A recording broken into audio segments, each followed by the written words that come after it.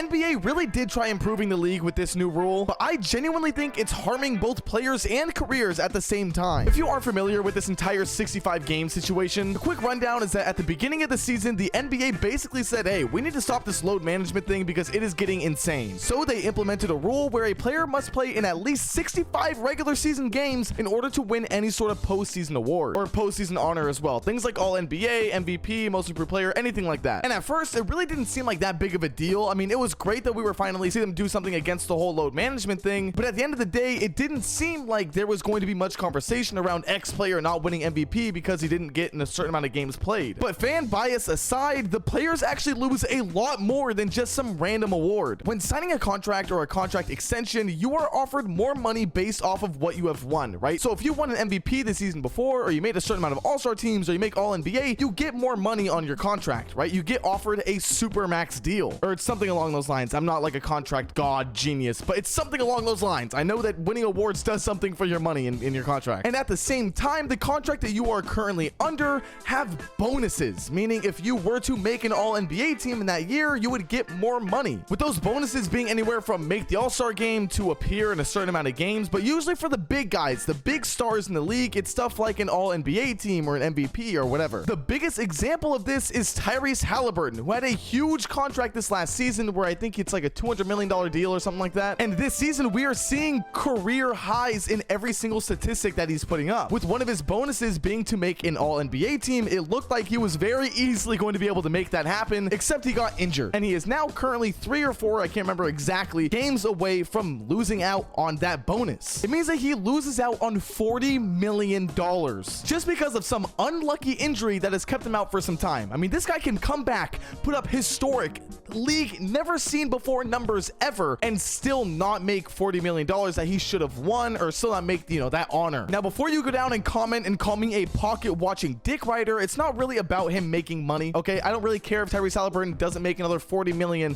on top of his $200 million he's already making. I'm upset about the fact that it is going to make, and already has made, these players do things that they wouldn't normally do. The last time the 76ers went up against the Denver Nuggets, which was just a couple days ago, Joel Embiid took a seat, which is starting to feel like a tradition at this point, considering he hasn't played in Denver since like 2019, I believe, or something around there. So yeah, it was pretty widely considered that Joel Embiid was ducking smoke, right? He didn't want to play in Denver and didn't want to go up against the other best center in the league, which is a little bit of a weird thing to say considering they face up against each other, just not in Denver. Like, I swear they played against each other not that long ago. I could be wrong on that. I feel like I've seen them match up against each other not that long ago, just not in Denver. Anyways, this all led to Joel Embiid getting a ton of hate, and also dropping down in the MVP rankings is just wrong. I think that him not playing in a game against Jokic shouldn't make him drop from the #1 in the MVP rankings. Joel Embiid is MVP. I don't think we really need to have a debate about that. So Joel Embiid sits another game because he was saying that he was injured, right? That's what the 76ers said about him. But in their next big televised matchup, which was last night's matchup against the Golden State Warriors, it seemed like both the 76ers and Embiid knew that they had to get him back out there on the floor, because you not only have the entire media and everyone saying that he's ducking smoke all the time, but also keeping in mind he's only a couple games away from losing out on those postseason awards, and he is a clear-cut MVP candidate,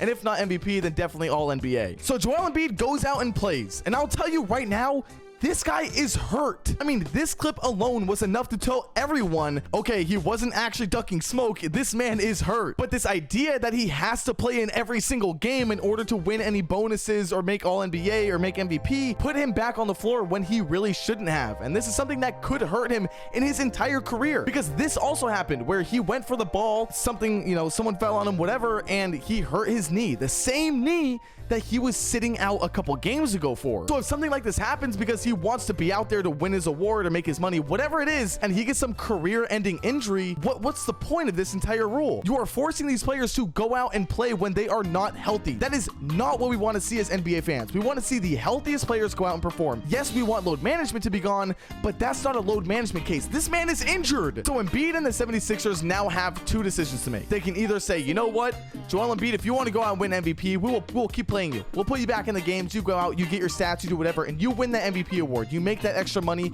You add to your legacy by getting a back-to-back MVP. Or on the other end, they sit him and say, you know what? You're not going to win any postseason awards this year because you're not going to make that 65 game threshold.